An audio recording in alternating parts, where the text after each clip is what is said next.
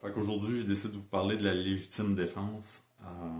Lorsque mon ex m'a attaqué en 2014, puis que j'ai repoussé ses attaques, c'était exactement ça, la légitime défense. Là, j'ai trouvé sur Internet, là, c'est l'article 34 du Code criminel au Canada. Euh, Là, ça dit que ça stipule qu'une personne n'est pas coupable d'une infraction si elle croit pour des motifs raisonnables que la force est employée contre elle ou une autre personne et qu'elle agit dans le but de se défendre ou de défendre autrui en utilisant une force raisonnable dans les circonstances. Fait que ça dit qu'une personne n'est pas coupable d'une infraction si elle croit pour des motifs raisonnables que la force est employée contre elle ou contre une autre personne et qu'elle agit dans le but de se défendre ou de protéger autrui. La force doit être raisonnable dans les circonstances, ce qui implique que la personne doit évaluer la situation et utiliser la force nécessaire pour se protéger ou protéger autrui. Ça, mon ex a de la misère à comprendre le concept parce qu'encore aujourd'hui, elle dit que j'y ai fait des voies de fait. Euh, Lorsque j'avais ma toile à deux mains puis qu'elle m'a attaqué, que j'ai droppé ma toile d'une main, je l'ai repoussé de l'autre le mieux que je pouvais parce que j'avais été opéré au pied gauche quelques semaines auparavant. Je pouvais juste mettre du poids sur la plante de mon pied gauche.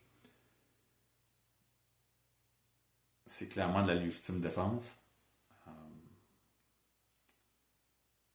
Encore aujourd'hui, je ne comprends pas que mon corps de police m'a condamné lors de l'enquête interne.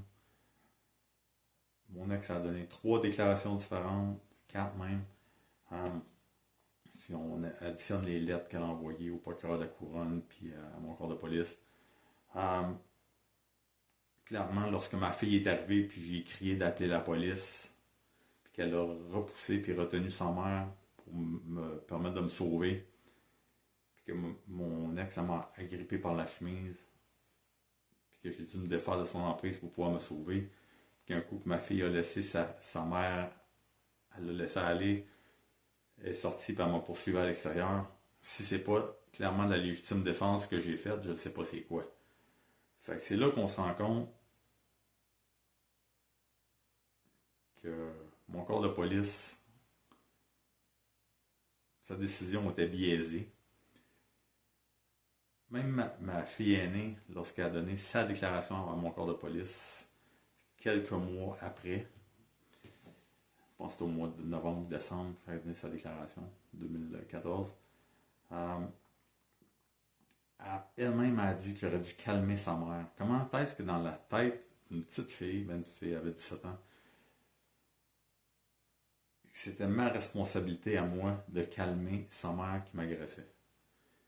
Puis la même chose, la juge, quand je suis allé en appel pour m'être fait condamner par l'enquête interne, qui s'en va dire que j'aurais dû désescalader la situation, qu'est-ce qu'ils comprennent pas? C'est comme la légitime défense, pas parce que je suis un policier que j'ai pas le droit de repousser quelqu'un qui m'attaque. Puis personne ne tient compte de mon examen polygraphique, ni mon corps de police, ni les juges, euh, ni mes filles à cause de l'aliénation parentale.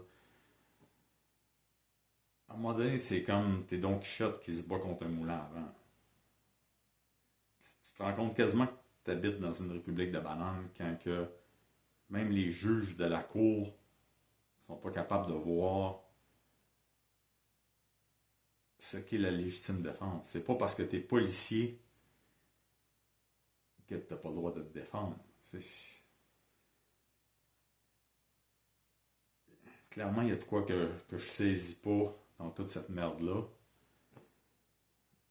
Pour moi, c'est clair comme d'eau de roche, mais j'en perds mon lapin.